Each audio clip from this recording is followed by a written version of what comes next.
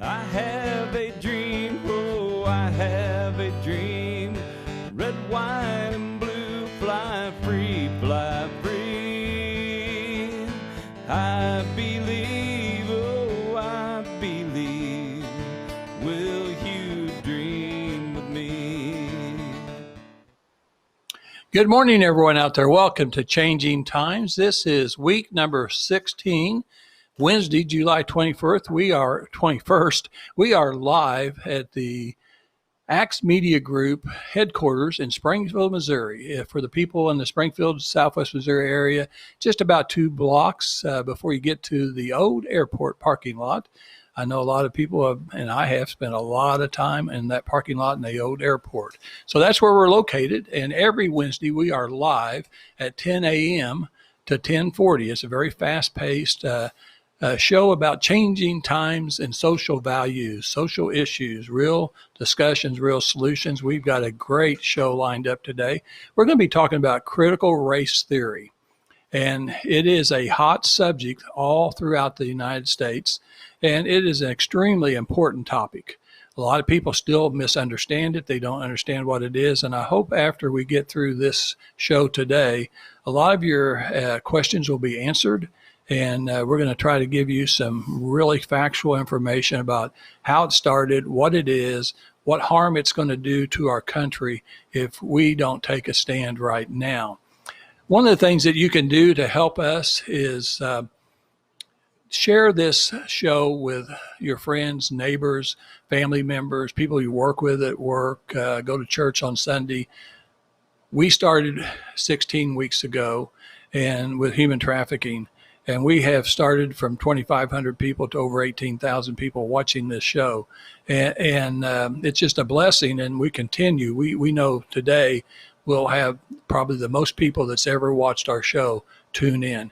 The good news is if you miss this show, and I know so many people have so many things going on that it's not possible for everybody to watch the show at 10 o'clock in the morning. The good news is you can watch this show in the afternoon. Just go to Axe Media Group Facebook page and you can look for Changing Times, and you can watch this show this afternoon or any time after that. You'll be able to watch it. And then you can go backwards and go to the library of Axe Media Group, Changing Times, and watch any show that we've done to kind of get brought up to any topic that you want to learn more about. So that's a good thing. And again, today we're missing my co-host, Dawn Blackard. She's on assignment. I know she'll be back next week, but she's got some things that she's checking out with us for us. And so she'll be back. And the music that you heard, I always want to point this out. She wrote that song, and it's a tremendous patriotic, lift up type song, feel good type song. And the man that recorded it over in Nixon, Missouri, he died, unfortunately, just about a year ago, but he did record that song, and it's a beautiful song. And we always start the show and end the show with that.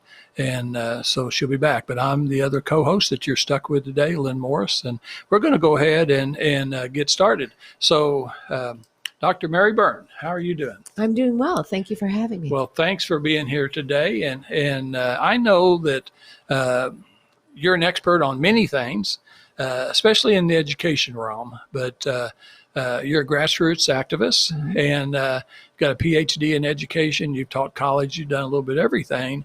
But I'm grateful that you live in Springfield, Missouri, Southwest Missouri area, and you keep us politicians. When I was a state rep for 8 years, and you're still continuing to do it today, you're letting people know what's going on out there, and you speak up, and I think that's really good. We can even talk today, if you want to, about the Monday legislative special education committee meeting that the House of Missouri state representatives had on critical race theory. I think they had that subject on Monday. Yeah. So we can talk about that. But before we get started, because I know not everybody is able to watch a 40-minute show. We just appreciate you tuning in, and any part of it you can watch. And you, like I said, you can go back and watch the rest of it. But we've got something going on next Tuesday. So we're going to probably mention that 2 or 3 times. So if you're watching for 40 minutes, please excuse us, but we know that a lot of people will not watch all 40 minutes at one time. They'll go back and forth. So what's going on next Tuesday that people in Southwest Missouri, particularly in Springfield and around the surrounding area, what do they need to know that's going on?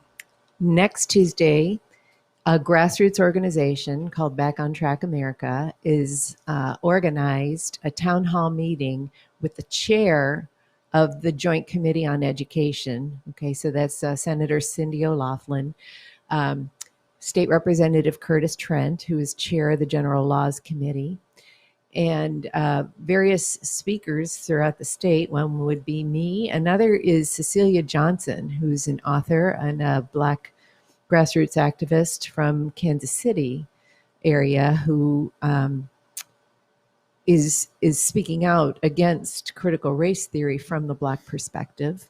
Who else, David? Calvin Morrow.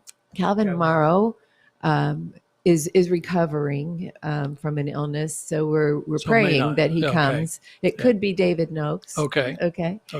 And I'm trying to think. There were 6 people on the panel. I can't not remember at this point. Okay, but if you go to Back on Track America we website, have the minister, yes. the minister Kirshner. Yes, from Glendale Christian Church. He's there, and we really appreciate him.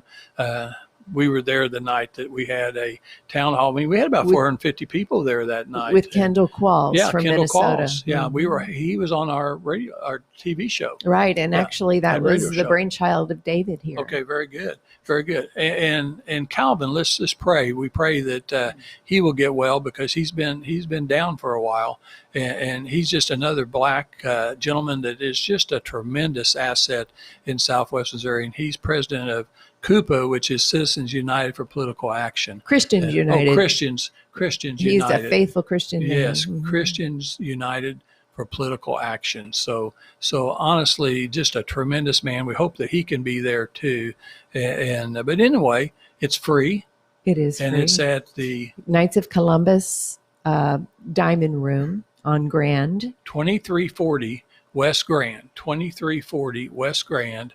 Knights of Columbus. Mm-hmm. Now that's going to be limited seating, because it probably won't have as many seats as the church had. 300. 300. So honestly, there will be 300 people. If you, grandparents, parents, friends of children, if you want to know what you need to know to make sure this stays out of your school system, you need to come to this meeting next Tuesday night.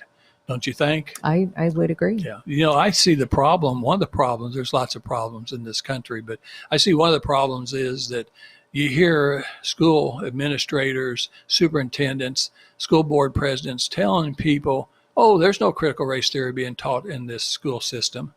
It doesn't exist. But it does exist. They're splitting hairs. They're using that word taught when no, they're not doing direct instruction about the theory, but it is a theory. It's a worldview, and it informs your decisions about what materials to select, what activities to engage in, what your hiring policies are going to be, and what the content of your professional development training is. You don't teach critical race theory to have it incorporated in your school culture. You just incorporate it. And so there are tenets of critical race theory that are dangerous and antithetical to what we learn in the Bible about everyone being made in the image of God. Well, Mary, so just low level, not real high level, because I know you can get real high, but low level for all the listeners and viewers out there. Just what is critical race theory? I mean, a lot of people just don't know what it is. Right. So, it's an iteration of Marxist thought that, and I do encourage people to go back and read a 1943 essay by Marx, in which he says that for a revolution of a nation to occur, what you have to do is identify a particular category of people, a group that is identifiable as an oppressor, and then have everybody else who's not a member of that group identify as the oppressed and then create conflict by having the oppressed, quote unquote, self-liberate from the oppressor. And so this Marxist interpretation of how to transform a country through revolution was actually introduced into America after the Civil War with W.E.B. Du Bois, who was the first Black graduate of Harvard, writing a book called Black Reconstruction. And he interpreted the Civil War through that Marxist lens that says the slaves self-liberated from their white masters. And from there was a lot of communication with Trotsky and other communist revolutionaries to infiltrate into our culture through the Black community to incite revolution. So it's not your mainstream Black members of our American community who want to enjoy the freedoms here that not just Blacks but whites fought for in the Civil War.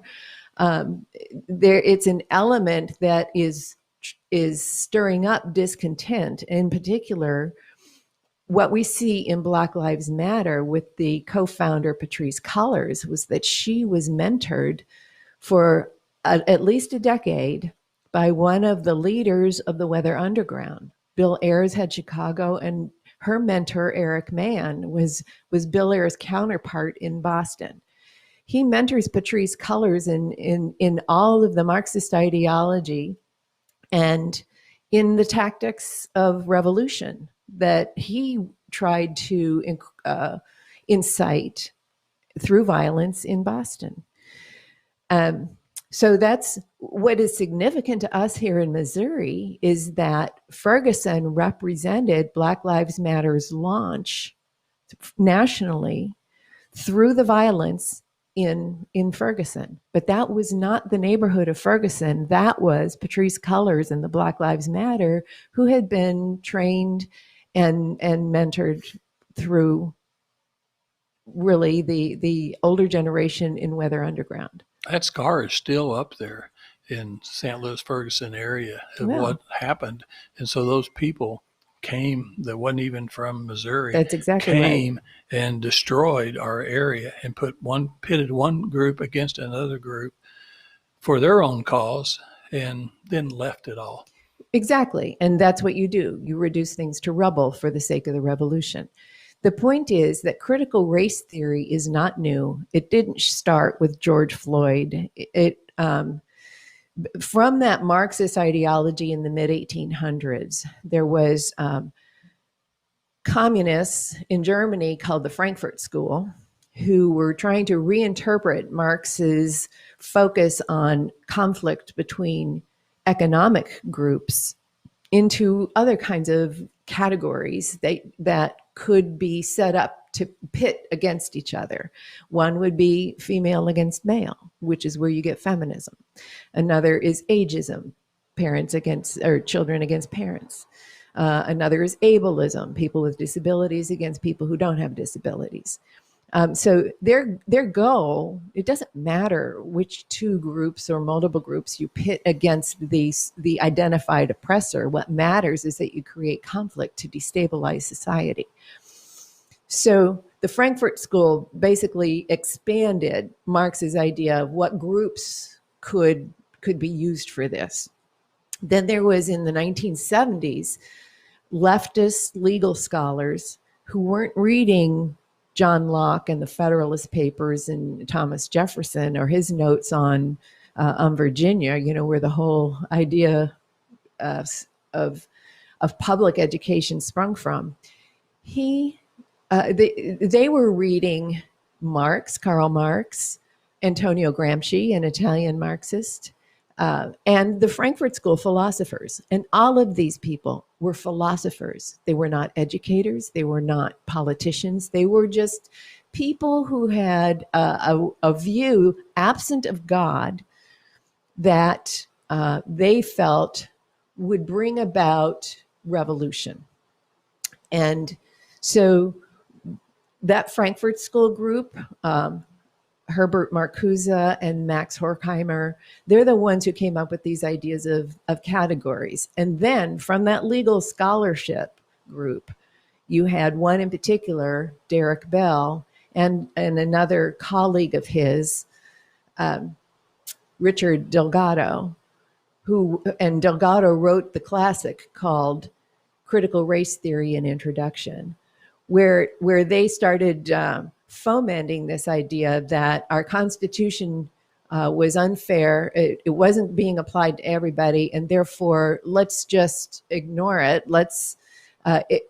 We don't agree that the neutral principles of color blindness and equality are actually achievable, so we're just going to disregard it, and we're going to go to this idea of disparate impact, which means we can use statistics to decide if there's actual equal outcomes for people.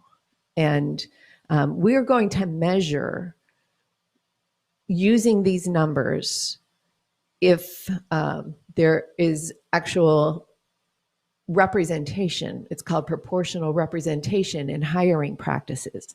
So now what you have DESE doing is recommending that there be a proportional representation of people of color in your administration and in your teaching force, proportional to your student body.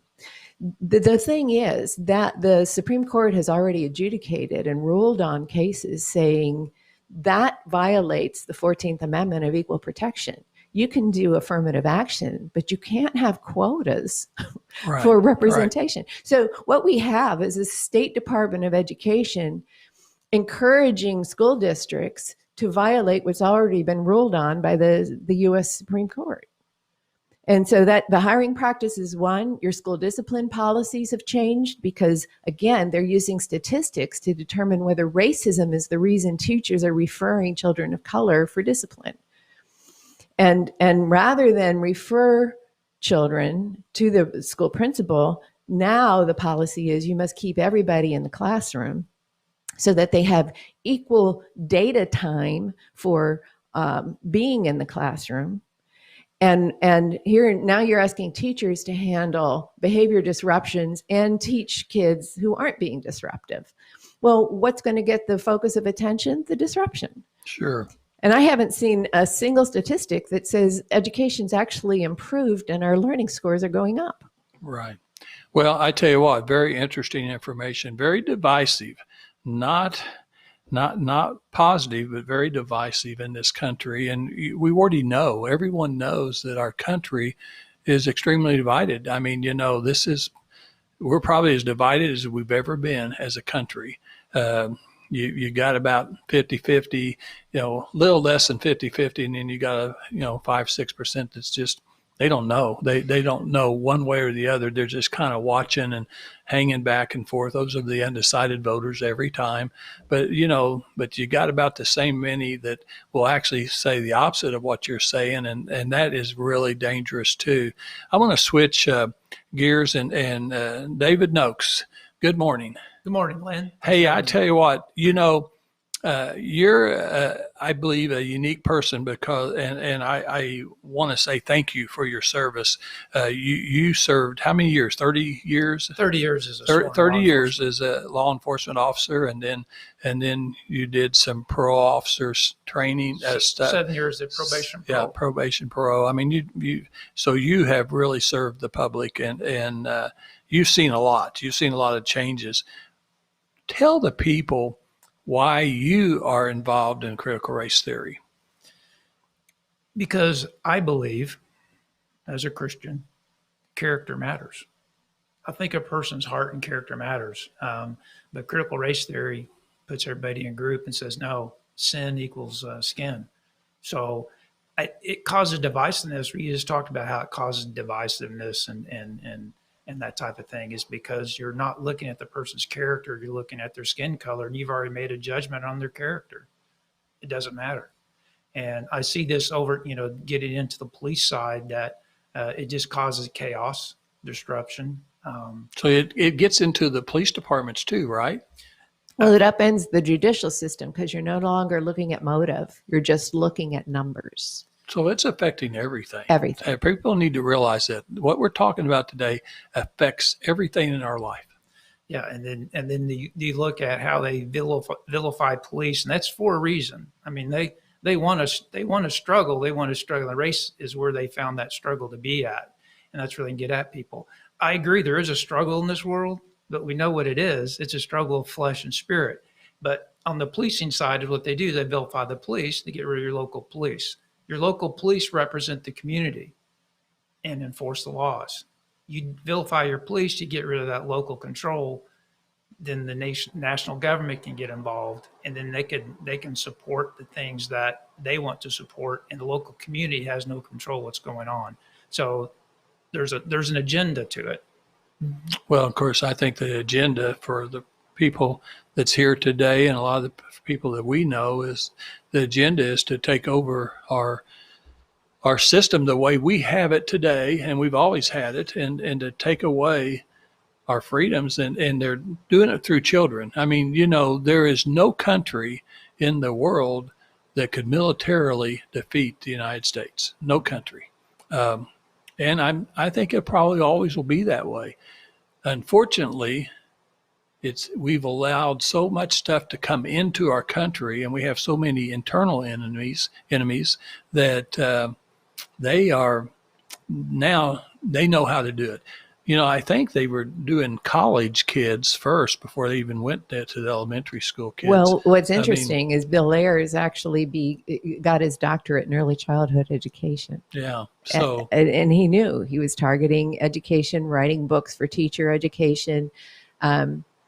And yes, higher ed became the training ground and thought leaders for those teachers, for the teachers, right? And now what you've got, what we're seeing in our public school libraries, are books written to teach kids that whiteness is bad, that white people are oppressors, and even as children, you're a member of that oppressor group unless you become an activist for their agenda. Then that's how you do repentance for being white, is becoming, you can't just have an academic idea and respectfully disagree with their agenda.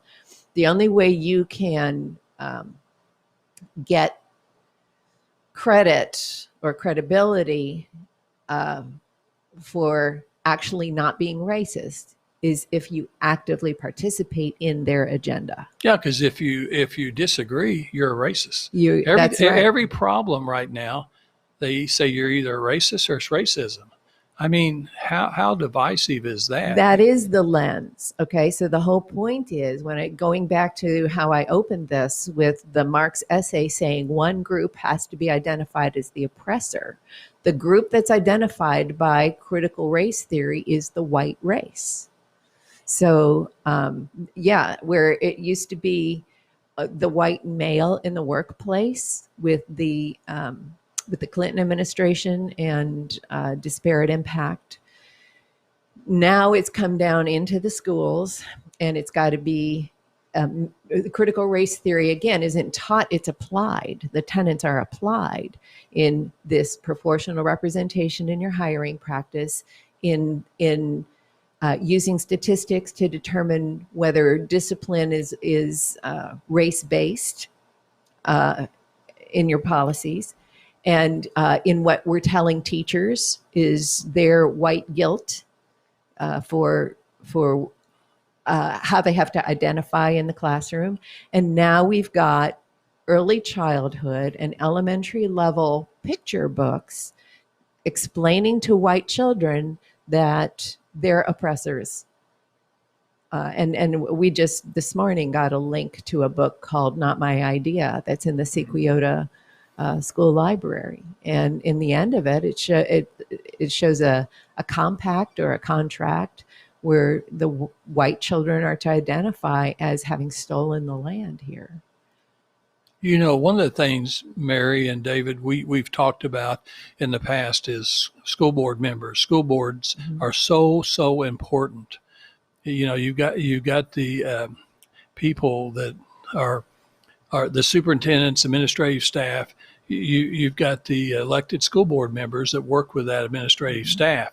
And if we don't have Christian conservative people that see what we're talking about, that's how it's going to get into the school system a lot faster. David, I saw something the other day, and I know this, you'll want to comment on this because I know how this would make you feel. There was a little boy and a little girl somewhere in this country, in the United States, that their teacher was teaching them critical race theory, and they were teaching the young kids that the law enforcement people were not their friends. Now they're talking about their dad. That would get you, wouldn't it? Oh yeah, well, and that's the whole thing about and they disguise CRT and social emotional learning aspect in the schools. So what they're doing is the parents will teach, good parents would teach, hey, respect law enforcement. An officer asks you to do something. There are bad officers, I'll admit that, but as a whole, they're not systemically racist. So you teach your kids respect law enforcement, do it, follow the whatever, and then what they do is get in school, and then the teachers come in and go, no, we don't care what your parents taught you. We're going to teach, we're your family. We're going to teach you this about law enforcement. And that's what that book, Something Happened in Our Town, teaches basically children to hate police. And I can tell you as a law enforcement officer, been through many trainings, that never was a topic for officers to dislike anybody because of the color of their skin. We judge people on their character, Sure. not color of their skin. Sure. Well, so what you all are saying today, I want people to know this, that is listening in today. They are teaching young children in elementary school, junior high on up. They're teaching children to disrespect their parents, disrespect their grandparents, disrespect their teachers, disrespect law enforcement. I mean, when you start to break up, and we've already seen the nuclear family, we've got so many families. One of the problems we have in this country is divorce rates, and we've got single moms or single parents raising children, and we know that's not a good thing. And this is going to cause more of it. It's going to cause more of it. And then, I was wondering, and so you guys weigh in on this. When they started knocking down all of the statues and monuments of many of the men, Jefferson and all Adams and all the people that did the Constitution, I at the time when I first saw that, and I was repulsed about it, and I thought, well, if you're going to take it down, put it in a museum. I mean, because history is history. We have to learn from history. We haven't always done the right thing in the United States. But we're the best country in the world. And so, and we learn from our mistakes. If you don't learn from your mistakes, then you will keep repeating those mistakes. And I think we've learned a lot. But I now think that they tore those monuments down because if they can discredit all of the founding fathers, then they can discredit the Constitution, the Bill of Rights. They can discredit everything that our country is based on. The founding principles our country's based on. They can destroy that too because they can show those people how bad they were. Yes. So is that part of their plan? Yes, because I can tell you that there's been a racialist falsification of history. And speaking of Thomas Jefferson, one of my favorite examples of that falsification is that his original draft of the Declaration of Independence has a paragraph in it that specifically calls out King George for overturning all of the legislation that the colonies tried to pass to abolish slavery. But in the 1619 Project, Nicole Hannah-Jones says that the American Revolution was fought to preserve slavery despite the king's thoughts on eliminating it. So she's telling a story that's 180 degrees different than the draft. Furthermore, it wasn't Jefferson who removed that paragraph. If you read his autobiography, he says it was the representatives from South Carolina and Georgia because they weren't willing to take the risk of offending family and friends back in England in case this whole American Revolution thing didn't work out. So he was actually livid, but that at the removal of that. And they accuse all of the founders being wealthy men who just tried to preserve their property. Jefferson died in debt that wasn't cleared until his grandson was able to clear it. He inherited the debt from his wife's father, who was a slave trader. So that would have been an interesting family dynamic. But the debts of the father were held by Englishmen. So Jefferson was put in a vice right during his career, and they dismiss all of the self-sacrifice he made using his intellect and his gifts to launch this country. They give no thought to how he had to negotiate launching this country, preserving the cooperation of Georgia and South Carolina, while at the same time trying to eliminate slavery through legislative practice because he couldn't get it in the Declaration. All right, so he doesn't address in his second address to Congress after his at the beginning of his second term, he congratulates Congress for eliminating the slave trade legislatively, but that story is never told. Well, they, very, very conveniently, people leave out parts that they don't want you to know about. That's Dee right. Wampler is going to be a good friend of ours, attorney here in Springfield, one of the best defense attorneys probably in the country. Will be on our show in the next couple of months. And interesting about Dee, he can talk about anything, but he wants to come and talk about, and I think he's got 18 years. I think that's pretty close. 18 years of history books. He went to Parkview, graduated 2 or 3 years before I did.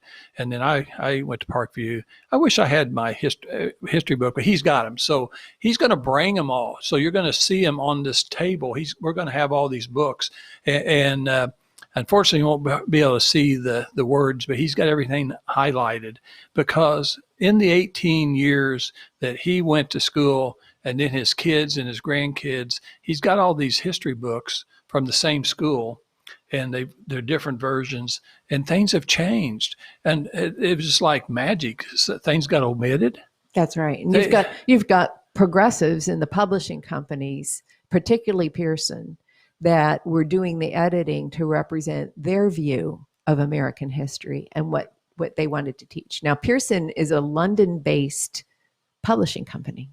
All right. And so they have an agenda to become the global resource for education. So if you're going to be a global resource, you got to eliminate the boundaries of national sovereignty. They're filtering race. They're filtering history through a race filter. Yes. So here's a question. Does anybody know about Anthony Johnson? Who's Anthony Johnson? He's he's a black man that's the first person in America to legally own a slave. Mm-hmm. And that was a Supreme Court case in 1655, looking at my notes, but we don't hear the whole history. That's right. Nobody's ever heard about them. Well, That was the first case of lifelong enslavement, was a black man to a black man. Because prior to that, the black people brought here were indentured servants. At the end of their 7-year term, they were given land to become landowners. But it was that Anthony Johnson case that in a British court in Virginia, okay, because there was no United States, it was a British colony. That's what established lifelong slavery in this country. Oh, very interesting. So something like that, I think that's pretty important, but nobody ever talks about that. You never see that anywhere. Because it doesn't fit the narrative. Yeah. The Marxist narrative is the whites are the oppressors. They have to eliminate any facts that won't support that narrative that will create conflict between the races. Well, here's the biggest worry today. So we got Dee Wampler that's got all those books, and he's got things underlined in yellow. He's going to have all these things. But now that they're not using textbooks in most schools and it's all online stuff, now what are they teaching? Well, I can tell you, if you go to the Zen Education Project, go to their impact link, and you'll see a map where they report the number of teachers in each state that have signed up to download lessons. Over 1,000 Missouri teachers are downloading lessons from the Zen Education Project. Howard Zinn wrote and published in 1980 A People's History of the United States. And he wrote it from the Marxist perspective that America was bad. So how do parents and grandparents, if everything's taught online and it's on, they bring their Chromebooks home and they do the things they do, but a lot of parents and grandparents aren't really computer literate where they can really see what's going on. How do they even know what their kids and grandkids are being taught? They don't. So that's pretty dangerous. It is. You know, because when I was growing up in the dark ages, my mom, after supper, we'd help clear the table, get the dishes. My brother and I would wash the dishes. And then my mom and my brother and I would sit around the kitchen table and study every night. Well, We had- Bill Ayers and my mom wasn't knew in what we were education studying. when you were a little boy. That's Yeah. the problem. Well, and so my mom knew, and my dad knew what I was studying. And I can guarantee you, they only had a high school degree, but they would have not allowed that. And fortunately, if you can think of a good thing about COVID-19 that we went through in 2020, it exposed the social emotional learning that what the schools were doing. No textbook called CRT, but what they do is they use the ideology of CRT. For And the we talked about- selection of the content. What are you going to tell the kids? Yeah. What lessons are you going to download?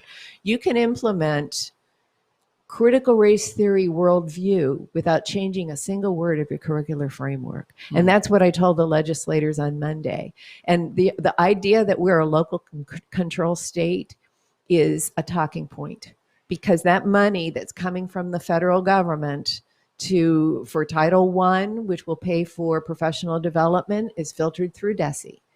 The grants that are coming for COVID money actually have authorization to create a quote unquote safe environment by teaching social emotional learning that is about white supremacy and training teachers. Actually, one of the links goes to, it was the abolitionist. Oh, the Abolitionist Teaching Network.org. Yeah, where you're, one of the tenets is we need to teach, we need to get offered to white teachers anti-racist therapy.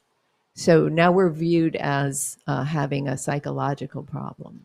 Now, Because we're white. you know, the new superintendent in Springfield, Missouri, Springfield, Missouri, largest school system in the state of Missouri. And Bonnie Bell was interviewing her the other day. Good interview. Asked her some pretty tough questions.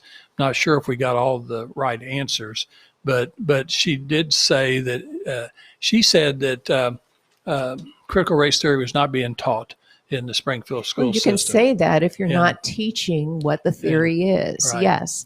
Now, what she didn't say is, but we use it as the worldview, because I can show you the slides from the report of the Officer for Equity, Diversity, and Inclusion. And in the slides, it says they're teaching components of critical race theory to the administrators. So the question I want people to think about, because other states are going to be exactly the same way. She made the comment to Bonnie Bell at one of the radio stations that she'd be glad to show the parents the curriculum. She'll show the curriculum to anybody. When Bonnie Bell asked her, well, can you show us the teaching guides, the information that you give to all the instructions that you give to the teachers each year as the school starts, your teaching plans? She said, no, that was confidential. Now, why would your I'm just an old guy. I don't get this. Why would your teaching plans be confidential? Because your teaching plans is what maybe I thought that's you'd a be violation teaching. of state law. Well, that's what she said on an interview the other day in Springfield last week. Okay. And- Missouri statute 172.231 says that school boards shall, that is mandatory, school boards shall make available for inspection all instructional materials used in the classroom. Yeah, I think we'll pursue that here in Springfield, Missouri, but I would just encourage, and we're going to be running out of time. Matt, we got about 5 minutes. Is that what we got? 2 minutes. 2 minutes. Oh, one more time. We got something very important going on next Tuesday. What is it? Town hall meeting so that the public can ask questions of and give comments to members of the legislature and